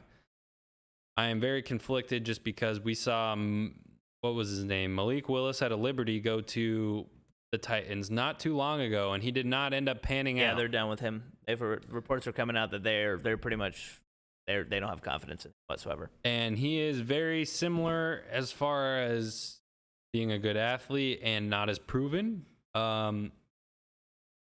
To Anthony Richardson. With this said, I think that, I don't know, dude. Mike Vrabel being the coach doesn't really show me that they're going to take quarterback. At this point, they don't really have a lot of options. I think they're riding with Tannehill for another year. I agree. I think especially if they sit on this pick. I just think that they don't really have a lot of options besides quarterback right here because they have said they don't believe in Willis and that he's not proven. And Tannehill's carrying a huge contract. We could see him not even be on the team by the time the season. With this said, I think that they go ahead and take the safe route. Go ahead and get CJ Stroud. Really? Okay. Yeah, I think it's going to be a surprise to a lot of people, but obviously I'm just doing what I can here. It just makes a lot of sense from what I've done before. I think he's a little bit of a safer pick than Anthony Richardson, being a better passer, but that can also go both ways because Ohio State quarterbacks have not translated well to the NFL. But it would be naive to comprise, C.J. Stroud's success and what he projects as based off of other players. But I'm not really sure. I just think that Vrabel at the end of the day might think this is a safer pick. But I also go back on that in my head because Tannehill's a running quarterback. Why wouldn't he want a guy that's reminiscent of him in Anthony Richardson and can tote the rock a little bit better than C.J. Stroud? So I'm going back and forth on those two picks, but I'll just go ahead and say C.J. Stroud goes to Tennessee. I hear you there. This is a very tough pick as well because I think we both agree that there is a high possibility that Tennessee could trade out of this pick. So there really is a good chance that they won't even in This is this all position. a lot of movement, yeah. But I don't think they take a risk here with any quarterback. Okay. I just don't think. I think at this point in the draft, if they are the 11th pick, I think if they don't trade up, I feel like they're going to either sit with Ryan Tannehill for one more year and maybe see if Malik Willis can make some sort of progress, even though there are reports coming out that basically saying they aren't very high on him. And I think they either go offensive tackle here or wide receiver. And I think they go, and me personally, I think this is where we see our first wide receiver taken. They made a big mistake last year with drafting Burke. Showed some flashes, but I just don't see it. And I think they go Jackson Smith. Wow, interesting. Yeah, I think if they're gonna stick with Ryan Tannehill for another year, then they got to go out there and they got to get him an explosive weapon. Kind of go along with Derrick Henry, who sounds like he could potentially not be on the roster either. Like I said, I do think there's a possibility that they do go offensive tackle here, but their offensive line isn't as, at least to my knowledge, they did lose Taylor Lewan, but their offensive line isn't as needy as some might think so, because one, they have Derrick Henry, who's proven to be able to run through anyone, and they have had a very successful running game for a long period of time, and clearly the offensive line isn't in a big struggle. But I think they will go wide receiver here, and that's where we'll see Igby go. All right. Igba. Pretty good pick. I like it. I like it a lot. He will actually be coming up very shortly in my draft as well. But with the 12th pick, I already said kind of where I'm going here. I think that Houston needs a quarterback, and I think Anthony Richardson is staring him down at this point. He has already come out and said that he believes himself to be a Hall of Fame talent and that he will make it to the Hall of Fame. I think this is the type of guy that you can't really pass on being a new coach in DeMeco Ryans. If you're going to go ahead and make a splash, go ahead and get a guy that you think that could, really set you up for the future. Anthony Richardson might be that guy, especially with an offensive line that might not be ready. He's obviously mobile in the pocket. He might not be asked to start right away. You can give Davis Mills another year at it and really build this team from the ground up and let Richardson develop naturally. So I think that him being there at 12 makes too much sense, and now we have all those 4 quarterbacks off the board for me. I think I got Richardson at 12. It just makes the most sense for him to get off the board because I think with all the hype and all the buzz that's been around him, it makes the most sense. He's had the best combine history performance from a quarterback ever. Video just came out of him today throwing the ball flat-footed, 65 insane. Yards, whips the Video's fuck out of it. insane. It's ridiculous. I haven't seen, honestly, anybody with this good of arm talent in a long, long time, in my opinion. Natural throwing motion, and I think he's going to be a stud, in my opinion, if he gets into the right situation. So I'm really hoping that San Francisco's offensive coordinator being there as well as, or former offensive coordinator being there as well as DeMeco Ryans implements a system that is consistent with Kyle Shanahan's former system and gets him into the right situations, getting the ball out of his hand, not asking him to do too much, and that he can be a successful quarterback and a winner in this league. I also have Houston going quarterback here, and this is where I have them taking finally his. Hendon Hooker? Nope, this is where we will finally see his fall stop, his slide stop. I have Houston holding their guns and taking C.J. Stroud here at quarterback. Okay. I think makes sense. I think regardless, there is a high possibility that we don't see Houston take that number 2 pick because, like I said earlier, Ryans knows that he's not in any sort of rush to be a winner right now. Yeah, they already said he's Obviously- got time. Yeah, obviously you want that, but I think they go defense with the second pick, and they wait and they play around and they see how the quarterbacks fall within the first 12 picks. And if they get lucky, which I think they might, with how things have been going lately, I think CJ Stroud will be that guy. All right, nice. Makes a lot of sense. I got it. All right, 13th pick. I think the Green Bay Packers ultimately muster up the biggest fuck you that they could ever possible to Aaron Rodgers. Go ahead and give me the first wide receiver they've taken in the first round, and who the fuck knows, but give me him. Jackson Smith and Jigba out of Ohio State. Cooper already took him. I think he's sleepily the number one receiver. I think that has moved up and down the board. People have been up on him, have been down on him. I think the Packers go ahead and do it. I think he's been linked to the Jets at 15 a lot, and they have spent extensive time and resources working him out. Obviously, Garrett Wilson is his former teammate. I think the Green Bay Packers and Brian Gutekunst muster up the biggest FU that they can, and they go ahead and take Jackson Smith and Jigba out of Ohio State. So I also have them going wide receiver here. Oh. And I have them taking, again, a big fuck you to Aaron Rodgers. I have them taking Zay Flowers, wide receiver out of Boston College. Really like him. He's a really fun, athletic wide receiver to watch. Has big, spectacular catch, playmaking ability. We've seen it a couple times already in Boston College. Get somebody like that to match with Christian Watson and Dobbs. They got Jordan Love in there. They got to get somebody who's going to help him make flashy plays. They already got shot up the board as well. They already got their big body receiver in Christian Watson, so I think they'll go with the flashy star in Zay Flowers. All right. Next pick, Patriots.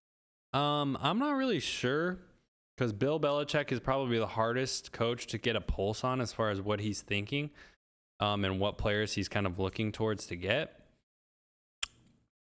At this point, I'm not really sure as far as what their needs are. Obviously, they're lacking in a lot of areas. And for what's left, I'm just not really sure what's consistent with Bill Belichick's kind of temperament and what his, ideal player is. Obviously, last year they picked the guy out of Division 3, didn't they? Division 2. He was Division 2 All-American. He was a lineman. I think they obviously need offensive tackle, like we see, a tight end and a wide receiver. They need weapons for Mac Jones, but they also obviously need protection for him. I think that they go a little bit unconventional here, and I don't know why. It just makes so much sense for me to see Brian Branch be in a Patriots uniform. Does kind of make sense. I agree. I think that he looks like a really classic Patriot. Obviously, don't have McCourty there anymore. So I think it's a need to fill in that back end with kind of the leader that they need. So I don't know. I could definitely see Broderick Jones going as well, the tackle out of Georgia, which Cooper already had. I could see him going at 14 as well to the Patriots. But I'll just say for the sake of it, just because I think it looks nice, so I'll go Brian Branch out of Alabama. So New England also was kind of a tough one with me because they could really go any direction either. Because if they decide to stay with Mac Jones, I think they're going to go offensive tackle or wide receiver of some sort. And I mean, if they decide not to, this is where we could see Will Levis go off, get drafted. And think? I honestly, this pick specifically was really hard for me to make. I still am not even 100% confident on it because, like you said, we don't really know what Bill Belichick, we don't know. We don't ever know what to think with his picks. His picks are always so unpredictable. So unpredictable. I mean, one year the Patriots literally only drafted defense the whole entire draft. I know that's not unheard of, but it's like you never know with Bill Belichick. So I don't think Bill Belichick is in full panic mode yet with Mac Jones. You already know how I feel about him. I don't think that great, but I don't think he deserves it because he had a season without an offensive coordinator. Okay. So I think they go. I do think they go offensive line here. I think they go after from Tennessee, Darnell Wright. They need to get somebody in there to protect Mac Jones. And quite honestly, I couldn't even tell you a starter on that Patriots offensive line. I think if you want your quarterback to succeed, I think the most important thing, other than wide receiver, is making sure that offensive line is built healthy, strong. And I think they go with Darnell Wright, big offensive tackle out of Tennessee, 4-year starter as well there. So he's got the experience. He's played with great quarterbacks at Tennessee recently with Hooker, and I think that's what they go with this pick. All right. Yeah, it makes a lot of sense to me. I wouldn't argue it at all, and I wouldn't be surprised if I see them go offensive line. Kind of leaning that away from that just because they went offensive line first round in the last year. So kind of want to switch it up. I think Branch would look sick in a Patriots uniform. Why not, right? But I like your pick. I think the explanation's kind of reminiscent of what I think at the next pick. I think that you bring in an old quarterback in Aaron Rodgers, is a New York Jet. Need to protect him. Go ahead and give me Broderick Jones, solidified tackle out of Georgia. Cooper already took him early on. I think he just makes a lot of sense for the Jets if he's available there. Go ahead and put him on the other side of Mekhi Becton if you need to, or if Mekhi Becton gets hurt again and proves that he's no longer formidable in the NFL, then let's see if we can plug and play with Jones and pick up someone to, pick up the slack. So I think it makes the most sense. He's available. Go ahead and give me Broderick Jones, offensive lineman, Georgia. Yeah, I think the Jets also go offensive line. We've talked about it a couple times already. The Jets are pretty much all set. Skill position. And skill position, really, they don't need to reach for anybody here. So why would you? They're at this point in the mock draft or in the draft itself, it really is just becoming best available. And I hate to say it, but I think this is where somebody that I'm hoping falls to us goes, and this is where DeJuan Jones from Ohio State goes. He is a big, massive 6'8", 374 pounds, and what better way to protect your new, aging quarterback who they didn't sell their future on, but they're pinning their future on? What better way to get a 6'8", 374-pound offensive tackle? All right. I don't even know who that is. You said DeJuan Jones? Yep, he's from Ohio State. All right. Nice pick. Makes sense. Both went off offensive linemen. All right, next pick, we got the Commanders. I don't know. They need a lot of help. Obviously, we could go offensive line here again, but I don't know. They obviously need help at DB as well. No, we got to get a Charger. But Cooper already took this guy early on. I think he's too good at this point to be on the board still. Best available. Makes a lot of sense. You got a defensive-minded head coach in Ron Rivera in Washington. Give me Devon Witherspoon, defensive back. Is he from Illinois? Yeah, he's from Illinois. Illinois. I think he's already been picked early on by Cooper. I think if he's still available there, why wouldn't they pick him? They need someone on the back end to make plays, be solidified member. Make that defense better. They didn't pick up Chase Young's 5th-year option this year or this week. They declined it. So we will not see Chase Young back in the Commanders uniform unless we see something crazy happen. So Chase Young's playing for a contract this year. Why not pick up Witherspoon to get some interceptions if he's putting pressure on the quarterback and actually playing? So yeah, this is another team that we could see make a surprising pick at quarterback. I don't think they're going to go quarterback here, but keep your eyes out for it. They might go with Sam Howell, or they might stay with Sam Howell, a boy who I saw in Tennessee. But I think this is where another player who people are expecting to go pretty high, I think they're going to go ahead and pick Christian Gonzalez, cornerback out of Oregon. They need some cornerback help. Their defense has been okay. It hasn't been the best. Honestly, the Commanders have kind of been one of those teams that's been teeter-tottering at like the average level for a long time. And we are getting to the point in the draft where it is best available, and that is one of their biggest needs. Traded away one of their top corners to Pittsburgh last year, and he didn't even play. We already cut him, and he wasn't even one of their top corners. He was the best corner of the team. So, yeah, I think they go Christian Gonzalez here. All right. And I think for happenstance, Cooper and I will probably agree on the same pick. Everybody here in America is picking him in their mock draft. You got Steelers at 17. Makes too much sense. They got rid of Cam Sutton. They need a DB bad. And this guy has heritage. He's got the pedigree. He's got Mike Tomlin's approval. Joey Porter Jr. stays in hometown out of Penn State, defensive back. Makes too much sense to be wrong. It really does make too much sense, and I really, honestly, the Christian Gonzalez pick I picked because I think Joey Porter Jr. could get picked here at 16, especially if Gonzalez does end up going. No, Witherspoon and Gonzalez will go before him, though. No, they will definitely go before him, and that's what I'm worried about. If they go early in the top or before the Commanders, then this is where I think Joey Porter Jr. could go as well at 16.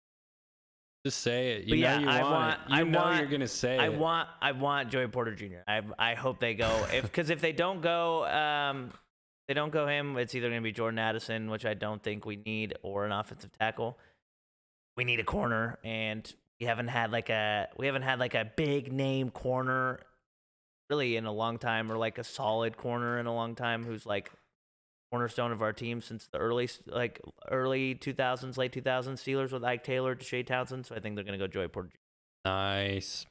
All right. Yeah, we agree. Me and Coop picking the same guy. Just makes too much sense. Every mock draft just has it there for the novelty of it. It would just be cool to see. I mean, his dad was a legend there. And why wouldn't the son go ahead and be a first round pick? He's a Penn State kid too. He's already right there in Pennsylvania. So. All right, 18th pick. Makes too much sense for me here to do this. There's been a lot of...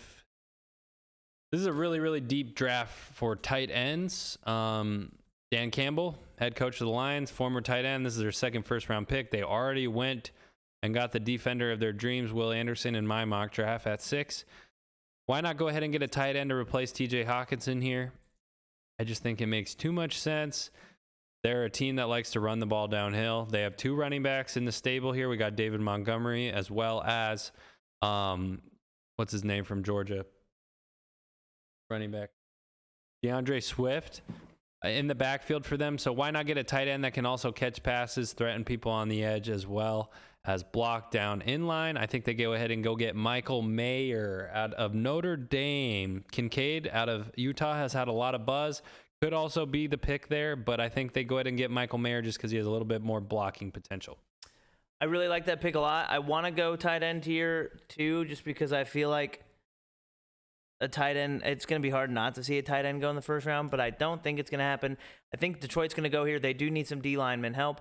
They obviously went and got a big time stud last year in the second, or with their second pick. Why am I forgetting his name all of a sudden? Aiden Hutchinson, yes. And I think they continue to bolster that defensive line, and they get somebody whose stock has been rising a lot. Comparisons, another legendary defensive tackle, Aaron Donald. Cansey? I think they go Cansey here. Okay. I think, he's sitting at 18. Again, we have said this a lot. Best available pick at this point in the draft. Dan Campbell's a guy who wants to bring, he wants a lot of, he wants a lot of guys with some grit, man. And I think Cansey's going to bring that. Pittsburgh guy, can't blame him. Oh, we got some trouble over there, Spence. You good? We got some technical difficulties from Spence. He's wilding out over there. What is he doing? Yeah, good pick. I definitely like that a lot. Makes a lot of sense. He seems like the type of guy to fit a Lions kind of mentality, the scheme that they got going there. This is a pick that definitely is a little bit harder for me. Tampa Bay Buccaneers have a lot of needs. Lot. They very important need though. Yeah, but I just don't think that they go Hendon Hooker here. I think that's the only quarterback available left on my board that can go in the first round, and I think that they would opt to go like maybe Jake Kane later in the draft, who is a sleeper quarterback. What? Yeah, Levis. That makes sense, but Levis is already taken from me. Yeah, for you, yes. Yeah, Levis here makes a lot of sense. Definitely would fit the narrative kind of, but Baker's there right now, isn't he? Yeah, and other than Baker, it's what's his name? Trask. Kyle Trask. Yeah, that's a horrible QB room. A horrible QB room. Especially if you add fucking Levis to that situation. I would not like to see that happen. I really don't know who to take at this pick. It's a hard pick because I definitely feel like it could be Levis, but I'm not like 100% sold. I feel like they could go offensive tackle as well. They have a need somewhat at safety. It's. Yeah, I'll go ahead and take Darnell Wright, offensive tackle out of Tennessee. Cooper already took him. I I just think that they go ahead and play it safe here. They definitely need a tackle. Why not solidify their offensive line? They're not going to be competing for anything this year. They know that. They're having Baker Mayfield at quarterback. So why not build the team for the future? Yeah, so I do want to go Will Levis still. I definitely still think it is possible. It is best available at this point with Will Levis. And honestly, I think I'm going to flip it. And I think I'm going to go, I'm going to say his first name wrong. Anton. I don't know if it's Anton or Anton Harrison from Oklahoma, offensive tackle, 6'5", 315 pounds. And, you know, offensive lines are a lot of big cornerstone pieces of rebuilding teams. I feel like that could be a good pick for them, especially considering, honestly, the reason why I'm flipping the Will Levis pick is because when we both said the quarterback room out loud, and I thought, Kyle Trask, Baker Mayfield, Will Levis, after they just barely made the playoffs last year with Tom Brady as the quarterback. Horrible. I can't imagine they would want to do that, so I'm going to go Anton Harrison here. All right. Nice pick. I think me and you might have the same pick for this one. Potentially. I like Hendon Hooker here, if that's where you're leaning. I like Hendon Hooker here a lot. I definitely like that if that's where you're leaning, but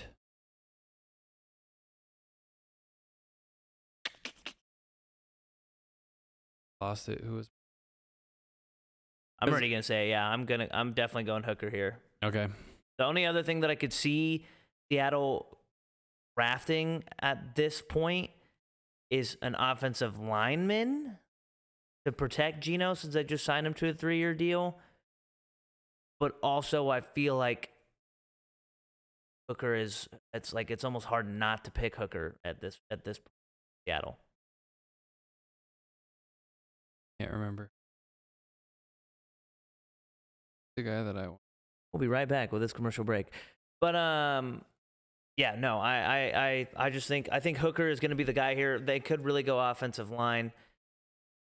Pete Carroll to me just seems like, you know, whenever it seems like he's getting too old or maybe close to retiring, Seattle just still finds a way to somehow stay in it. They made the playoffs last year. I really, really like Hooker. I really hope that he gets picked in the first round. I think if he doesn't tear his ACL last season, I think we're talking about him potentially, because if he doesn't tear his ACL, Tennessee could still somehow, some way make that college football playoffs. I think we could be talking about Hooker potentially being at least top 10, for sure top 15, in my opinion. Doesn't get hurt last year. I had no idea that he was a senior. I thought he had another year at Tennessee. I actually think he was a 5th-year senior. Because I was very confident that he was going to come back to NCAA next year and be a top 5 pick with Caleb Williams. But obviously the ACL injury has ruined his draft stock a little bit, and I think he goes to Seattle here. All right, yeah. I'll go ahead and do the same thing because I can't remember what my thought process was going to be. But actually, yeah, I think it was Hendon Hooker here. A lot of the same sentiment of what Cooper said. I thought he was going to be a high pick, but I have also watched his film as of recently, and I have not been as happy with it as I've thought, just because his in-pocket movement and awareness is a little bit less than what it needs to be in the NFL. He doesn't really make plays off the script very well, but that's also the exact type of player that they have in Geno there in Seattle. So I think that they're going to go ahead and sit Hooker under Geno for the next 2 years of his contract, see if he develops in any other way, because obviously they're not sold on Drew Lock. They kind of got him in retribution for the trade that they kind of had with Denver. So I don't think they're necessarily sold on him. Give me Hendon Hooker. It just makes a lot of sense. Very, very similar to what Geno does. Likes to stay in the pocket, can throw, also can move. Pretty accurate and throw the ball deep down the field. So I think it makes sense. Chargers pick is very interesting here. I'm confident on who I think here, and it's going to at me, but interesting. They need obviously a couple things. Their D-line is very, very worn thin. Linebacker core, definitely iffy, and they could use offensive line. I want to damn near go offensive line here, but you got Rashawn Slater coming back off injury. I don't know what Corey Linsley's situation is, but this is a team that's done work on their offensive line in free agency. You have Jalen Guyton, who's a question mark coming off his knee injury. I think that Zay Flowers gets taken off the board here and goes to the Chargers. Cooper already picked him up earlier. Wide receiver, very, very explosive, shorter guy out of Boston College. Makes a lot of sense to have this guy come into the slot and play inside of Mike Williams and Keenan Allen. I just think that he's a good weapon for Herbert to have, especially with Kellen Moore coming in and being the offensive coordinator now. They're going to be running a lot more 5 wide, trying to, spread the ball around the yard. I think Zay Flowers is a pick that makes a lot of sense for what they have available, but I don't know if they're necessarily the best pick for them to make right now, but I think they do it. I'm also going wide receiver, and I think they go Jordan Addison here out of USC. I have that as my next pick going to Baltimore. Really? Okay. Yep. I like Jordan Addison a lot. I still am kind of hoping that he somehow gets drafted to Pittsburgh, considering he literally basically said for Pittsburgh to come and draft him at the Combine. But I just don't see it happening, considering Pittsburgh's offensive line before they receiver again after we traded for Allen Robinson, which is still kind of a shock to me. You've already said it. I think he pairs really well with Kellen Moore, with Keenan Allen, and I am just spacing on all these names. Their other wide receiver, oh my God. Yeah, Mike Will. Gosh, I don't know what's going on with me. But and I also think with somewhat talks of Keenan getting cut at the beginning of this year, he's kind of near the end of his career. I think they pick up Addison, at least another receiver at some sort, to start to pair somebody with Justin Herbert for the rest of their career. Yeah. Both have wide receiver. Makes a lot of sense. Chargers definitely need a little bit of help in multiple of areas. So we'll see. Like we go ahead and reference my next pick, I have Jordan Addison going to the Baltimore Ravens. They pick up OBJ, but they want to sign Lamar Jackson back if he's not already signed by the time the draft goes on, which we could see happen tomorrow, but I don't know.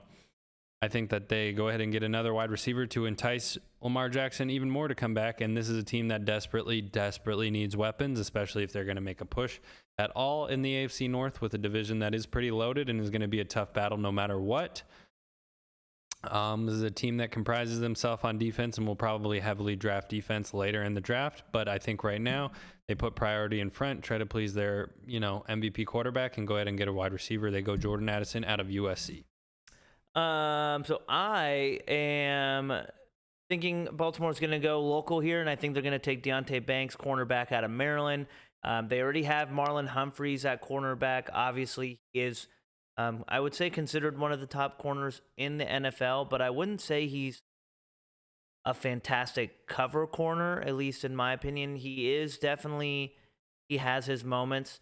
But I think they're missing a cornerback that can really go stride for stride, run downfield with the fast, speedy that we are seeing now in the NFL. And Banks in a 4.35 at the NFL Combine has a 42-inch vertical and an 11'4" broad jump. I think that really speaks to what he can do, obviously, with what I'm saying that Baltimore needs. And I think that they're going to go. All right, nice. Yeah, I think I have Banks coming off the board a little bit later also in my first round. I like him for sure. Minnesota here. A lot of question marks for that team. I think that we have rumblings of them potentially being in the Will Levis situation. Yep. We have rumblings of them potentially trading for Trey Lance. They're a team that I think could be out of this pick. At some point, yeah, I definitely think this is a team that could either move up or could potentially move down. If we're staying right here, they definitely need offensive line help and they need guard. Go ahead and give me Osiris Torrance, guard out of Florida. He is a multiple-year starter, senior, a little bit of a savvy veteran, if you would say, out of college. And I think that that's a type of player that we need to implement on the offensive line in Minnesota. So give me Osiris Torrance out of Florida. Yeah, Minnesota is an interesting team. I think if they don't go Will Levis or trade for Trey Lance, I think they're going to go defensive side of the ball here for sure, considering their defense has been suffering. And I think this is where we see our first linebacker get taken off the board, considering that they did lose Eric Kendricks this year. I think we're going to see Jack Campbell, linebacker out of Iowa. Interesting. Okay, that's nice. I don't know if the pick makes sense. I just don't know if he is well-versed enough in pass coverage to be able to fill the gap of Kendricks. He's a downhill linebacker, definitely a tackle monster. I just don't know if he is going to fit the scheme of what they run defensively because they do drop their linebackers into pass coverage a lot. But we could see him move to outside linebacker rather than playing inside or middle linebacker. So I do like that pick because it definitely fills the void of what they need on defense because they are hurting. Yeah, and their rushing defense was horrible last season. That's why I do lean kind of more towards the Jack Campbell pick. I'm going cornerback as well. Yeah, I feel like they've somewhat filled the need in the pass game, somewhat with Byron Murphy. Harrison Smith, yes, he is getting up there in age, but he's still a vet that you have on that team that still knows the well. So that's why I like the Jack Campbell pick. All right. Well, I have, like I said, I already said that Banks was going to come off the board later in my draft. I have Deonte Banks, cornerback out of Maryland. He's going to go ahead and go to the Jacksonville Jaguars, who need help desperately at defensive back. They were getting cooked constantly last year. We saw that in the playoff game. The Chargers got up big on them before they were able to get that comeback. They are a liability on the back end right now. They have a good, decent pass rush with Josh Allen and Trayvon, what was his name? Trayvon Walker out of Georgia, their first round pick last year. I think they go defense again and go ahead and get Deonte Banks, defensive back out of Maryland. Yeah, this is also very tough for me because when you get to this point in the draft, it really just does become best available. They did just sign one of their defensive tackles today, actually, to a 3-year extension, which makes me think they probably aren't going to go line necessarily with this pick. So I think that they're going to go cornerback here, and I think that we're going to see them pick the cornerback from Mississippi, his flanking from Emmanuel Forbes. I think they go Emmanuel Forbes here. Strong cornerback from Mississippi State. They already are building somewhat of a. That's a small guy, right? Somewhat building a. He is. I think the smaller DB. They're building somewhat of a strong defense already. I feel like over there, 6 foot, 166 pounds. Yeah, he is a smaller guy. I think they go Emmanuel Forbes there. Also considering they did cut their starting cornerback from last year, the other Griffin brother. I think they will need to fill that void. Yeah, because he was trash. They will need to fill that void. He was fucking trash. Yeah, super good pick. Kind of the same thought process for me. I think this is the biggest need for the Giants, cornerback. I think they go ahead and get Cam Smith out of South Carolina. Reminds me a lot of J.C. Horn coming out. Big, strong, physical defensive back. Played in the SEC. Just makes sense to go up there in New York and play that tough, kind of gritty style of football that they need in MetLife. Give me Cam Smith, defensive back out of South Carolina. Yeah, this is an interesting pick to me as well. A lot of these late picks are because... Yeah, it's just personal preference of best available based on the needs. You really can't guess it. It really is best available at this point, and I feel like I don't want to say New York is going to go wide receiver here, but I feel like it is a possibility. I think this could be where we see one of these kind of somebody who I am a fan of. He's getting a lot of hate. I think they're going to go Quentin Johnston here. Big 6'4", That's 215 Walking pounds. bust. But at this point, it's like they don't really have a strong wide receiver room. I think Slayton is still a dog. Hodges is showing that he can play well. They just went and got Darren Waller. I think they're going to continue to build around the offense, build around Danny Dimes. I think they go Quentin Johnson. I don't like the Quentin Johnson pick. I don't think he belongs in the first round. He is so carbon copy to Kevin White, who is one of the biggest busts in history out of West Virginia. Wide receiver, be an AZ native. We know him far too well. Allegedly. I don't think Quentin Johnson is that good, in my opinion. Could see him going there, and it would make sense for him to go to the Giants. They definitely need weapons. Would make a lot of sense, but I don't think it's... I don't know. I'm not a big fan of Quentin Johnson. All right, no, a lot of people aren't, but it makes sense. All right, we got 26 pick. We got the Dallas Cowboys, and on my mock draft, we still have Dalton Kincaid available, and we both have Steve Avila. We need a tight end because we lost Dalton Schultz to the Houston Texans. Obviously, we have Jake. He made a big mistake.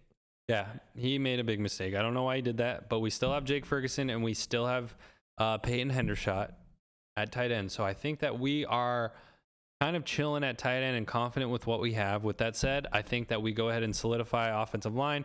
We lost Colton McGovern to the Buffalo Bills, who have the next pick. And I think we need to go ahead and add depth on that offensive line again in the first round, knowing that Tyron Smith, this is his last year, 100%. Kind of going to be the old guy in the locker room to play the fifth wheel and go where he's needed, but ultimately to coach Tyler Smith to be the best tackle he can be at this point. Go ahead and bring Steve Avila in out of Texas Christian University. Home state, already went on several visits to the Cowboys, said he loved to hear bring me to Texas. Steve Avila, offensive line out of TCU.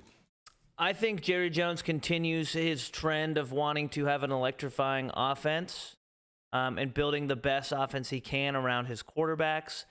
Considering they are probably going to stick with Dak, I would say, for another 2 years. I think that we see the first tight end taken off the board here, at least in my draft, and they go Dalton Kincaid, Nice. tight end out of Utah.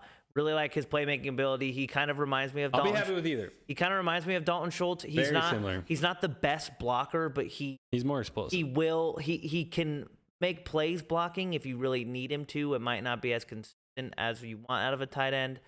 But the Cowboys offense has been very successful with this tight end carousel that they've been having.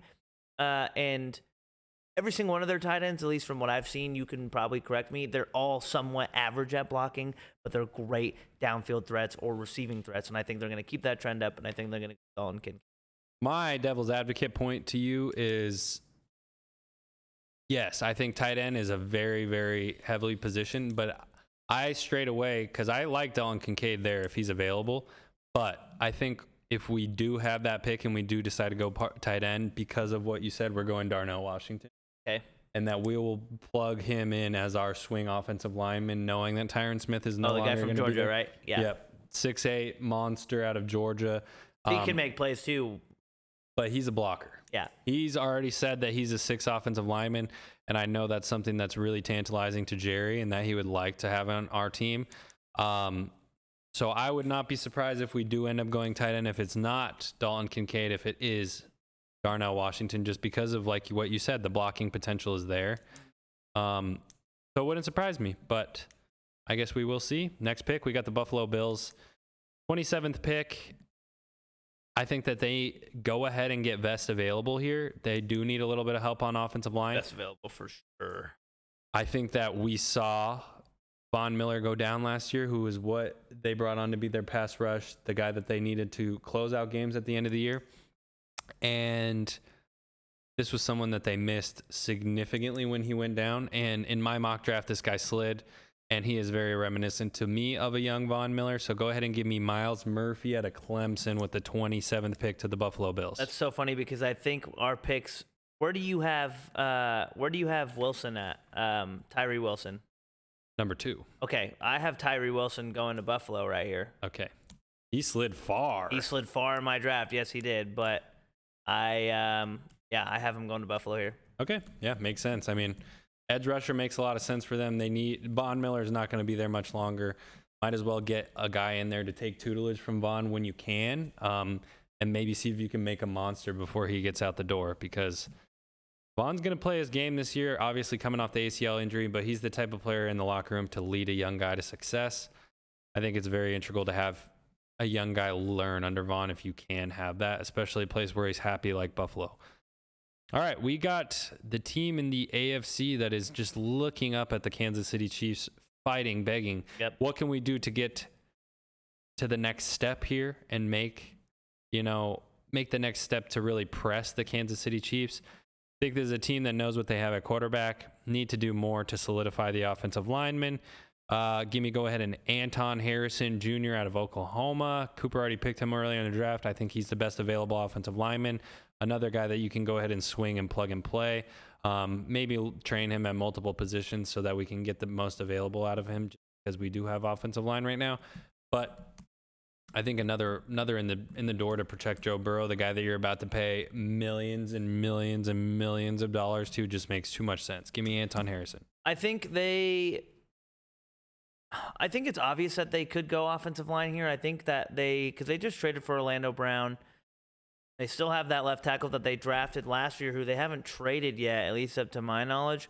But I think potentially we could see them maybe try and move him to a different position and see what they end up doing with that. I do think that they will go defensive line help here. Again, it really is best available at this point. And I think they go Brian Bresee. Bresee? Is that how you say it? Brian Bresee out of Clemson. Yeah, he's nice. Yeah, I like him a lot. Do remember seeing him play a lot with Clemson. He was also a top recruit in the 2020 draft. That's the biggest memory I have from him. And I think being a 300-pound interior lineman that athletic kind of take over a lot in the NFL as of recent. So I think nice. All right, yeah, I like that pick a lot. I definitely think that Brian Bresee is going to go high as well. For this next pick, I have a guy that you already took off the board. Just makes so much sense to me. He's getting comparisons to Aaron Donald. Out of Pitt, Kalijah Cansey. You had him going to the Lions. I just think he looks and makes so much sense in a Saints uniform in the Superdome.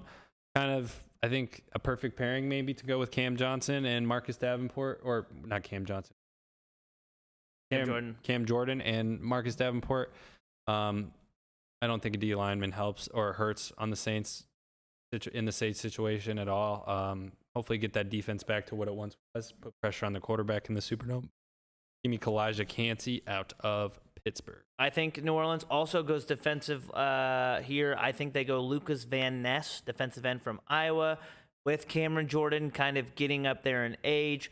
And they do love their tall defensive linemen, specifically in New Orleans. I think they go after Van Ness. He's a 6'5", very tall, very athletic defensive end. He had 13.5 career sacks just in 2 seasons at Iowa, which is a dough. Sticks out to me. And those Iowa guys, man, they get after the passer. They can do tight ends and D linemen. That's about it. I was literally just about to say they really know how to breed either offensive lineman of some sort or defensive line of some sort. I think they go Lucas. Yeah, very good pick. I have him going 31st overall to the Kansas City Chiefs, but with the 30th pick, I think this team obviously lost a running back in the offseason and to the Carolina Panthers. What was fucking Miles Sanders? He's out the door. They need someone to replace him. I think they go ahead and get the second best running back available. Real game changer.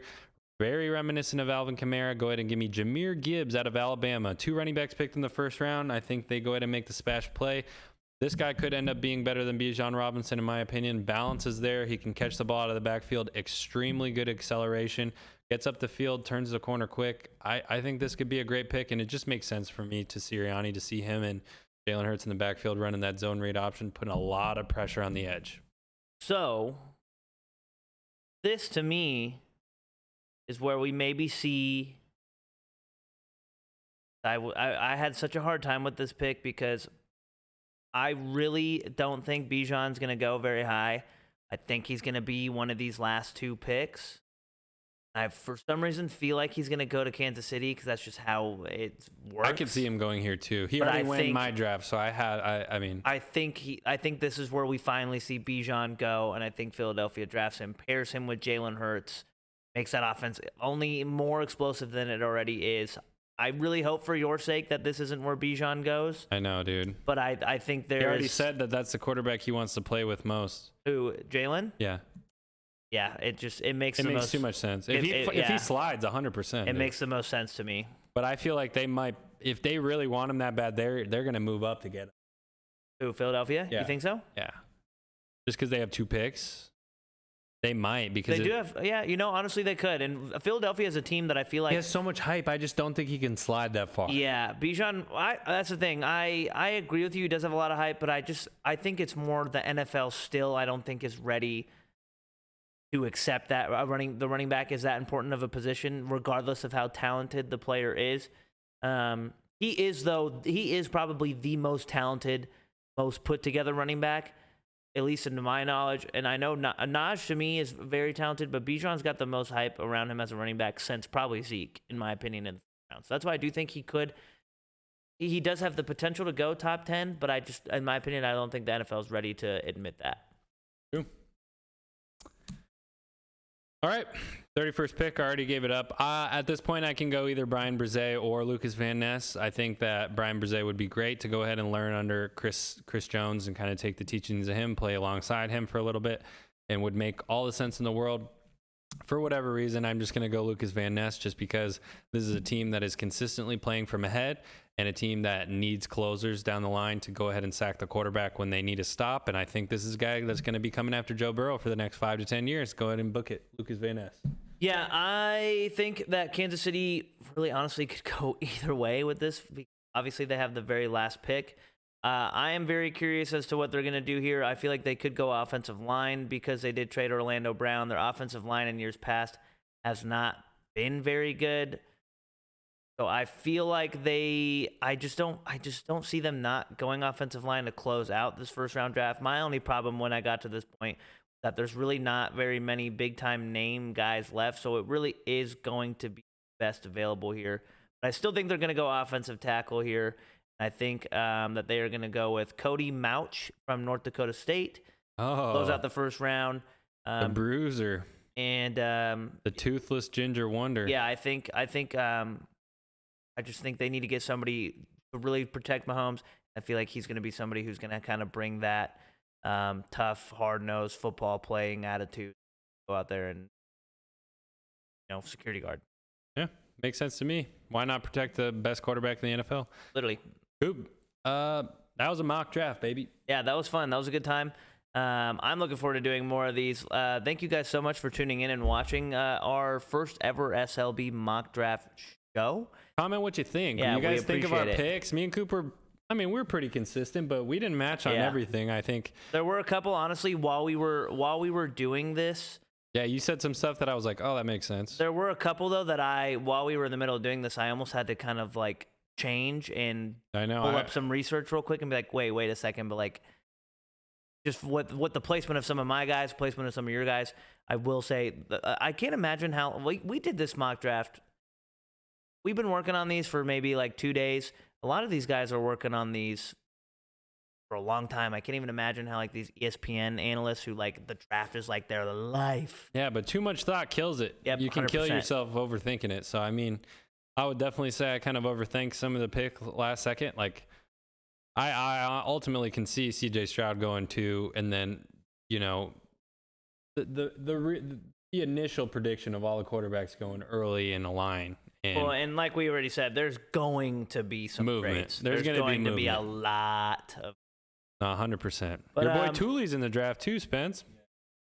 As I Weston was said, wondering let if us you guys know. were going to take him. Ranked right underneath your guy USC's daddy, Tajay Spears. Who? The running back from Tulane. Oh. Yeah, let us Sorry, know. sensitive subject. Let us know what you guys think of our mock drafts. We will be posting these on social media, Instagram and Twitter. Don't forget to follow us at _Sideline Banter. That's where you will see them. New episodes every Thursday at 8 a.m. on YouTube, Apple Pod, Spotify, anywhere you listen to podcasts as well. We appreciate you guys very much for listening to our mock draft. And yeah, we'll be back at it next week with NBA playoffs. Yeah, very excited for the draft tomorrow. What a great week it's been for sports. NHL playoffs, NBA playoffs, NFL draft all weekend. Really hope Joey Porter Jr. is a Steeler at the end of the day tomorrow. Tank Davis got the win last weekend. Davis we got forgot the to win talk last about weekend. that. I was in Disneyland last weekend. It was a good time. Didn't see any celebs. Do we have any fights this weekend? There is a fight night, but I didn't really see anybody on the card that I at least knew. You guys see Bilal Muhammad has to cut 44 pounds in 11 days? The trainer came out and said that was a joke. He has to cut 13.